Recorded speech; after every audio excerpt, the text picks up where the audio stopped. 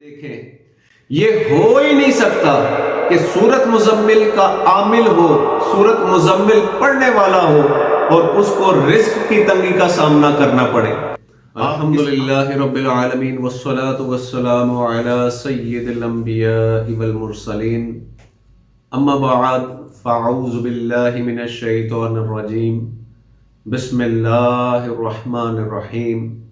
قال اللہ تبارک و تعالی فی القرآن المجید والفرقان الحمید، ایاک نعبد و ایاک نستعین، صدق اللہ العظیم۔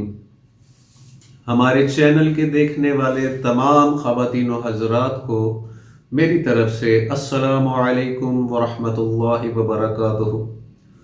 اللہ پاک آپ سب کو ڈھیر ساری خوشیاں عطا فرمائے اور آپ کی مشکلات کو آسان فرمائے۔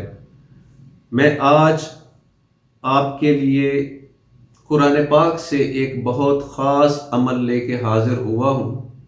وہ لوگ جو کہتے ہیں ہمارے رزق میں برکت نہیں ہے، پیسے آتے ہیں اور کہاں چلے جاتے ہیں پتہ نہیں چلتا، اور پیسوں کی تنگی کی اکثر ان کو شکایت رہتی ہے، تو میں اپنے تمام ایسے بہن بھائیوں کے لیے ایک بڑا خاص عمل لے کے حاضر ہوا ہوں کہ جس کے کرنے سے آپ کو رزق کی تنگی سے انشاءاللہ چھٹکارا مل جائے گا، اور رب کے فضل سے انشاءاللہ تعالی رزق کے بہت اعلیٰ انتظامات ہوں گے۔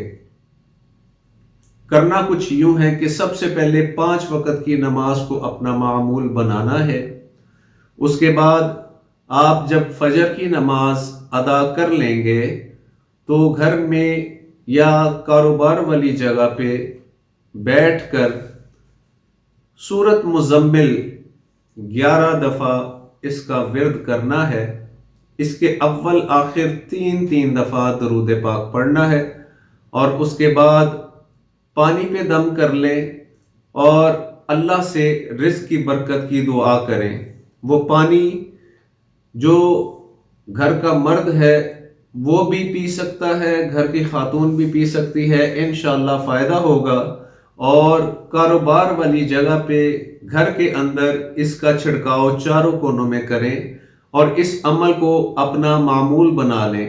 انشاءاللہ تعالی رزق کی تنگی سے اللہ پاک نجات عطا فرما دے گا، اور قرآن پاک کے اندر کوئی کسی قسم کا شک ہی نہیں ہے، قرآن کی کسی آیت کا شک نہیں ہے۔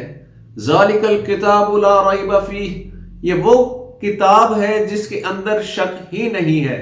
میں کہتا ہوں یہ میرے کہنے پہ یہ عمل کر کے دیکھیں، یہ ہو ہی نہیں سکتا کہ سورت مزمل کا عامل ہو، سورت مزمل پڑھنے والا ہو اور اس کو رزق کی تنگی کا سامنا کرنا پڑے۔ آپ اس عمل کو اپنا معمول بنائیں، انشاءاللہ تعالی اللہ پاک بے پناہ رزق عطا فرمائے گا۔